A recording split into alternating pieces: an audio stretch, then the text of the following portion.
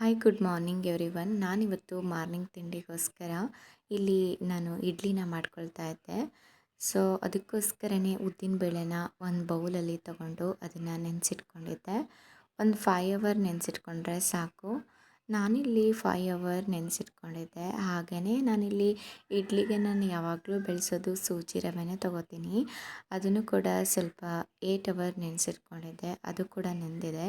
So ಒಂದು mixie ಜಾರ್ಗೆ ಹಾಕ್ಕೊಂಡು ಉದ್ದಿನಬೇಳೆನ ಗ್ರೈಂಡ್ ಮಾಡ್ಕೊಂಡು ಬಂದೆ ಅಲ್ವಾ, ಅದನ್ನು ಹಿಟ್ಟಿಗೆ ಹಾಕ್ಕೊಂಡು ಓವರ್ ನೈಟ್ ನಾನು ನೆನೆಸಿಟ್ಕೋತಾ ಇದ್ದೀನಿ.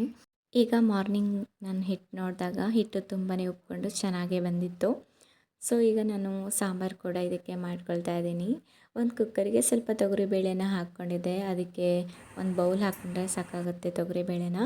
ಅದಕ್ಕೆ ಸ್ವಲ್ಪ ನವಿಲುಕೋಸು, ಹಾಗೆ ಈರುಳ್ಳಿ, ಟೊಮೆಟೊ, ಬೆಳ್ಳುಳ್ಳಿ, ಕರಿಬೇವು, ಸಾಸಿವೆ, ಹಾಗೆ ಸ್ವಲ್ಪ ಜೀರಿಗೆ, ಕೊತ್ತಂಬರಿ ಪುಡಿ, ಖಾರದ ಪುಡಿ, ಸಾಂಬಾರು ಪುಡಿ, ಗರಂ ಮಸಾಲ ಪುಡಿ, ಸ್ವಲ್ಪ ನೀರು, ಸ್ವಲ್ಪ ಆಯಿಲು, ಹಾಗೆ ಕರಿಬೇವು ಎಲ್ಲ ಸೇರಿಸ್ಕೊಂಡು ನಾನು ಕುಕ್ಕರ್ಗೆ ಹಾಕ್ಕೊಂಡು ಲಿಡ್ನ ಕ್ಲೋಸ್ ಮಾಡಿ ಇಟ್ಕೊಳ್ತಾ ಇದ್ದೀನಿ.